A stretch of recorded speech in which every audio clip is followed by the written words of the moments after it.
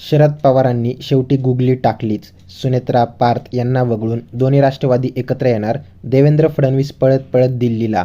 लिहून घ्या, मोठी उलथापालथ होणार. एक गोष्ट लक्षात ठेवा, शरद पवार बघतात एका बाजूला, पण नेम दुसऱ्या बाजूला धरतात. लोकसभा निवडणुकीत ईव्हीएम, ईडी, सीबीआयच्या मदतीशिवाय शरद पवारांनी 10 पैकी 8 खासदार निवडून आणत आपली राजकीय ताकद सिद्ध केली. त्यामुळे दिल्लीत पवारांचं वजन वाढलं असून भाजप त्यांना आपल्या गोटात ओढण्यासाठी उतावीळ झालीय. गणेश सावंत म्हणतात की भाजपने शरद पवारांना पक्षात जर घेतले तर भाजपला मतदान नाही. असं झालं तर पडळकरचं काय होणार याचा विचार केलाय का? महाराष्ट्राच्या राजकारणातनं पुन्हा एकदा मोठी बातमी आहे. आणि अर्थात मी हे स्पष्ट करू इच्छितो की ही बातमी दैनिक पुढारीनं त्यांच्या पहिल्या पानावरती सविस्तर प्रकाशित केलेली आहे. आणि महाराष्ट्राच्या राजकारणामध्ये 2019 नंतर ज्या ज्या पद्धतीचा turn, U turn, side turn, left turn, right turn, unexpected turn, इतके टर्न्स बघितलेले असल्यामुळं आणि राष्ट्रवादी काँग्रेसमध्ये काही प्रमाणामध्ये खदखद श्री छगन भुजबळ यांनीच जाहीरपणे व्यक्त केलेली असल्यामुळं मी ही सुद्धा शक्यता नाकारत नाही की श्रीमती सुनेत्रा पवार आणि श्री पार्थ पवार यांना वगळून दोन्ही राष्ट्रवादी काँग्रेस एकत्रित करावेत का या संदर्भातलं काही खल सुरू आहे. महाराष्ट्राच्या राजकारणामध्ये काल दिवसभर चर्चा काय झाली तर श्री जयंत पाटील यांनी विनोद तावडे यांच्या घेतलेल्या भेटीची, ज्याच्याबद्दल जयंत पाटील पण म्हणाले की हो आमच्याशी भेट झाली. जेव्हा श्री देवेंद्र फडणवीस यांनी असं म्हणाले की ही बातमी पेरलेली आहे, असं काही होणार नाही आणि एनडीए मध्ये नव्या कुठल्या साथीदाराची गरज नाही. मलाही असं वाटलं होतं की या सगळ्या संदर्भामध्ये कदाचित राष्ट्रवादी काँग्रेस फुटू नये म्हणून पुन्हा एकदा अशा पद्धतीनं चर्चा घडवून आणल्या जात आहेत का. पण आणखीन एक तर्क आहे आणि तो तर्क जास्त स्ट्रॉंग आहे ह्या घडामोडी मागे. मुळामध्ये महाराष्ट्रामध्ये पक्ष फाटाफुटीची महाराष्ट्र सरकारसाठी काहीच गरज नाही. तेवढं संख्याबळ त्यांच्याकडे आहे. खुद्द भारतीय जनता पार्टी 135 आमदार घेऊन सत्तेत आहे. ना त्यांचा मुख्यमंत्री बदलणार आहे ना त्यांच्या काही बदल होणार आहेत. राजकारणात बदल अपेक्षित आहे तो केंद्रामध्ये. केंद्राला जे 3-4 विधेयकं पारित करायचे आहेत त्याच्यासाठीची ती आकडेमोड चाललेली आहे. त्या आकडेमोडमध्ये श्री अजित पवार यांच्याकडं एकच खासदार आहे, ऑब्व्हियसली रायगडमधून निवडून आलेले प्रदेश अध्यक्ष श्री सुनील तटकरे. पण शरद पवार यांच्याकडे किती आहेत बघा. सुप्रिया सुळे बारामती, अमर काळे वर्धा, भास्कर भगरे दिंडोरी, सुरेश म्हात्रे बाळू मामा भिवंडी, निलेश लंके अहिल्यानगर, डॉक्टर अमोल कोल्हे शिरूर, धैर्यशील मोहिते पाटील माढा आणि बजरंग सोनवणे बीड. हे नंबर्स मॅटर करतात. आणि म्हणून दैनिक पुढारीनं जी प्रकाशित केलेली बातमी आहे ती बातमी आधी मी वाचून दाखवतो आणि त्याबद्दलचं नंतरचं तर्क मी तुम्हाला सांगतो. मतदारसंघ पुनर्रचना विधेयकाच्या, ज्याला डिलिमिटेशन म्हणतो आपण, पार्श्वभूमीवरती राज्यात आणखीन एक मोठी राजकीय हालचाल सुरू आहे. खासदारांच्या संख्याबळासाठी शिंदे गटानं उभाटा शिवसेनेचे 6 खासदार फोडल्यानंतर आता 9 खासदार असलेल्या राष्ट्रवादी काँग्रेसच्या विलिनीकरणानं जोर पकडलाय. विशेष म्हणजे उपमुख्यमंत्री सुनेत्रा पवार व पार्थ यांना वगळून दोन्हीही राष्ट्रवादीचं विलिनीकरण करण्याचा घाट घातला जातोय. राष्ट्रवादीचे संस्थापक अध्यक्ष शरद पवार या गाठीभेटीच्या केंद्रस्थानी असल्याचं समजतं.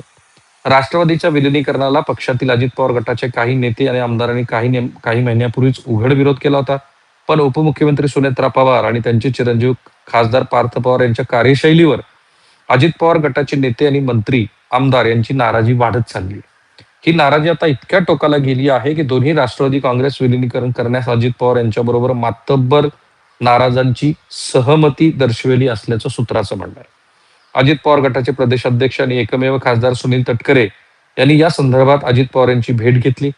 त्यानंतर ज्येष्ठ नेते आणि निवडक आमदारांसोबत सकारात्मक चर्चा झाली. या पार्श्वभूमीवर अजित पवार गटाचे ज्येष्ठ नेते प्रफुल्ल पवार यांच्या निवासस्थानी मागील आठवड्यामध्ये एक बैठक झाली. या बैठकीला खासदार तटकरे व शरद पवार गटाच्या खासदार सुप्रिया सुळे आणि माजी प्रदेश अध्यक्ष जयंत पाटील उपस्थित होते, अशी माहिती सत्ताधारी राष्ट्रवादीच्या एका नेत्याने पुढारीला दिली आहे.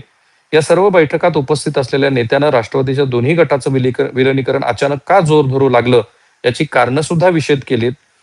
त्यापैकी उपमुख्यमंत्री सुनेत्रा पवार आणि पार्थ यांना यातून सरळ बाजूला करण्याचा विचार अजित पवार गटातच का बळावला हे सुद्धा स्पष्ट केलं. म्हणून मी म्हटलं की या सगळ्या संदर्भामध्ये जरी श्री देवेंद्र फडणवीस म्हणाले की एनडीए मध्ये कोणताही नवा पक्ष येणार नाही, तरी सुद्धा मी ह्या तर्काला जास्त मार्क देतो. कारण राष्ट्रवादी काँग्रेसमध्ये अनेक मंडळींना, माझ्या माहितीप्रमाणे 7 मंत्र्यांना किमान भाजप सोबत जायचंय. भाजपना त्यांना आपल्या बरोबर घ्यायचं की नाही, कारण राज्यामध्ये भाजपची जी काही उरली सुरली प्रतिमा आहे तिला कुठे धक्का पोहोचू नये असं कदाचित श्री देवेंद्र फडणवीस यांना वाटत असावं. शरद पवार हे कसलेले खेळाडू आहेत आणि त्या कसलेल्या खेळाडूंनी मग त्याच्यावरती कदाचित हा डाव टाकला असावा. ज्या दोन्हीही राष्ट्रवादी काँग्रेसच्या विलिनीकरणाचा मुद्दा आहे, जो पुढे पुढारीच्या बातमीत दिसतोय, की राष्ट्रीय पक्षाध्यक्ष सुनेत्रा पवार यांच्या नेतृत्वाखालील आगामी निवडणुका जिंकणं अवघड असल्याचं आमदारामध्ये म्हणणं आहे. हा नेतृत्व बदल आताच घडवला तर विधानसभेची तयारी करण्यास 3 वर्ष व्यवस्थित मिळतील. दुसरा मुद्दा, ज्येष्ठ नेते आणि मंत्र्यांना पार्थ पवार यासारख्या नवख्या नेत्याने आदेश देणं आवडत नाही. अनुभवी पार्थ यांचीच पक्षावर कमांड आहे आणि पक्षाचे आर्थिक सूत्र सुद्धा पार्थकडेच आहेत. हा जो नेतृत्व बदलाचा भाग असतो ना, ज्या वेळेला एक पठडी सोडून दुसऱ्या पठडीकडं रेल्वे जायला लागते, तो खडखडाट अपेक्षित आहे. अजित पवार गटाचा चेहरा मराठा असला तरी पक्षामध्ये मराठा नेतृत्वाचा मात्र अभाव आहे. मुद्दा क्रमांक 3. नंबर 4, विद्यमान मराठा मंत्री आणि आमदारांची ताकद मतदारसंघाभोवतीच फिरत असून राज्य पातळीवरती पक्ष बांधणीसाठी ही ताकद उपयोगी पडताना दिसत नाही. राईट. नंबर 5, दुसरीकडे उपमुख्यमंत्री एकनाथ शिंदे यांच्याकडे मराठा मतदार वळत असल्याचं चित्र आहे. आय कम्प्लिटली अग्री विथ दिस. शिंदे यांच्याकडे मराठा मताचं ध्रुवीकरण झाल्यास अजित पवार गटाचं राजकीय अस्तित्वच धोक्यात येऊ शकतं असं नाराज नेत्यांना वाटतं. पुढचा मुद्दा, केंद्रीय निवडणूक आयोगाला पाठवलेल्या पत्रात सुनील तटकरे आणि प्रफुल्ल पटेल यांची पदं वगळण्यात आली होती. यामागे पार्थ यांचाच हात असावा असं या नाराज नेते आणि आमदारांना संशय आहे. राईट. पुढचा मुद्दा, आयोगाला पाठवलेल्या या पत्रातील प्रिंटिंग मिस्टेक सुधारण्यास अद्यापही टाळाटाळ केली जाते. Very interesting point. पुढचा मुद्दा, अजित पवार यांच्यासारख्या कणखर नेतृत्व नसल्यामुळे मंत्री आणि आमदारांच्या मागण्याकडे मंत्र्यांचं दुर्लक्ष होत आहे. पुढचा मुद्दा, राष्ट्रवादी काँग्रेसमध्ये शरद पवार म्हणजे मराठा नेते सोबत असल्यास महायुतीतील पक्षावर दबाव राहील असं ह्या आमदारांचं मत आहे. अर्थात हे तर्क लावले जात असताना दोन्ही राष्ट्रवादी काँग्रेसचं विलिनीकरण करण्यामागे श्री शरद पवार यांचा काय हेतू आहे हे पण समजून घ्यायला हवं. तेही त्या बातमीमध्ये म्हटलं. पक्षफुटीनंतर सुद्धा जयंत पाटील, अनिल देशमुख, शशिकांत शिंदे, राजेश टोपे यासारख्या अनेक मराठा नेत्यांनी शरद पवार यांची साथ सोडली नाही. या अशा नेत्यांना सत्तेत पुन्हा आणण्याचा विचार शरद पवार यांच्या मनात घोळतोय. पुढचा मुद्दा, देश पातळीवर विद्यमान राजकीय घडामोडी पाहता पुन्हा काँग्रेसच्या नेतृत्वाखाली केंद्र व राज्यात सरकारीनं धुसर आहे. हे शरद पवार यांच्या लक्षात आल्यानं दोन्ही गट एकत्र आणून सांप्रतची सत्ता मिळवावी असा विचार शरद पवार यांनी केलेला असू शकतो.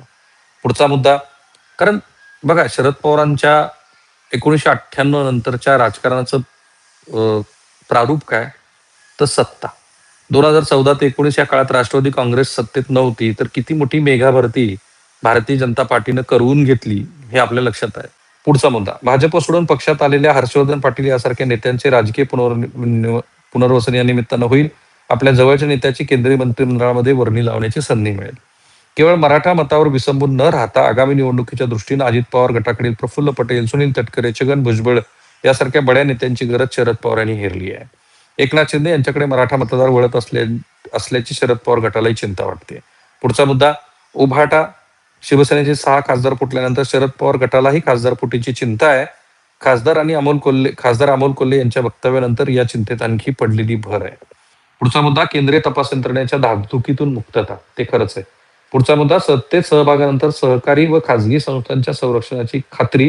हे लाभ देखील शरद पवार गटाला खुणवत आहेत. हे सगळे मुद्दे तार्किक दृष्ट्या बरोबर असल्यामुळेच मी ह्या बातमीचं विश्लेषण केलं, महाराष्ट्रासमोर मांडलं. फक्त मला एकच प्रश्न पडतो की आता महाराष्ट्रातली विरोधी पक्षाची जागा कोण भरून काढलं? प्रादेशिक पक्ष म्हणून शिवसेनेचं जे काही प्रारूप आहे उभाटाचं, त्याला किती मर्यादा आहेत हे आता स्पष्टपणे दिसतंय. राष्ट्रवादी काँग्रेस सत्तेशिवाय न राहू शकणारा पक्ष. एकच मुद्दा आहे, तो म्हणजे काँग्रेस पक्ष. काँग्रेस पक्षाचे सध्याचे प्रदेशाध्यक्ष चांगला प्रयत्न करतात. त्यांना जर इतर नेत्याची साथ मिळाली तरच हे विरोधी पक्ष अस्तित्वात आहेत असं दिसेल महाराष्ट्रात. अन्यथा सत्तेतही सत्ताधारी आणि विरोधातही सत्ताधारी अशा पद्धतीचं चित्र महाराष्ट्राला जे अलीकडच्या काळात दिसतंय तशा पद्धतीने दिसतंय.